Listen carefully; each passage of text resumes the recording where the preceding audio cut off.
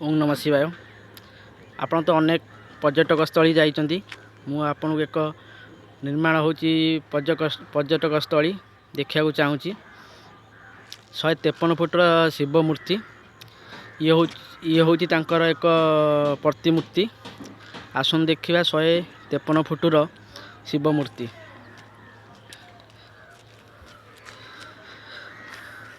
हे देखंतु 153 फुटर शिव मूर्ति ध्यान मग्न शिव मूर्ति हवा जाउची।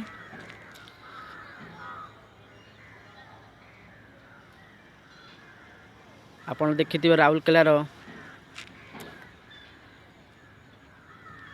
75 फुटर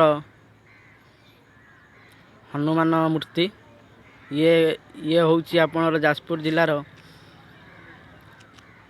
जिल्लार आपणकर बोईतणी नदी कूल अवस्थित बराहनाथ मंदिर पाखरे एक शिव मूर्ति तैयारी होची, जहाँ 153 फुटर मूर्ति निर्माण होगा जाउची। एक पर्यटक स्थली होगा जाउची। आउ 75 भाग काम हो सारी आउ किछि बाकी अछि। निहाती आउरी 6-7 मास भितर ये निर्माण होगा चेष्टा चली। देखंतु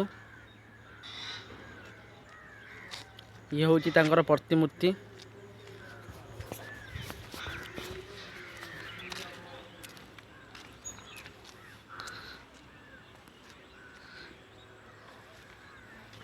देखुथिबे फ्रेंड केमिति लागुची कमेंट निश्चिंत कहिबे। जो माने मो चैनल को सब्सक्राइब करि नांती चैनल को सब्सक्राइब करि देबे। देखंतु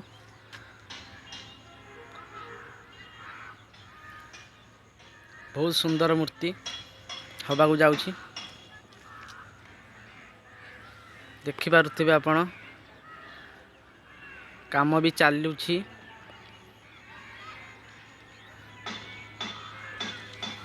देखंतु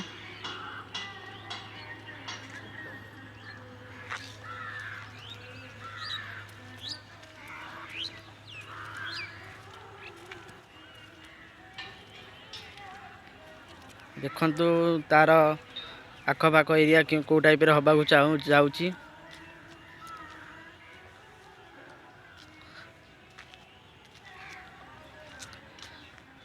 निर्माण हैला परे मु आपन को पुणी निर्माण हेतिबा वीडियोटी छाड़ीबी। दया करी मो चैनल को सब्सक्राइब कर दियंतु, लाइक कर दियंतु, कमेंट कर दियंतु, शेयर कर दियंतु। ओम नमः शिवाय।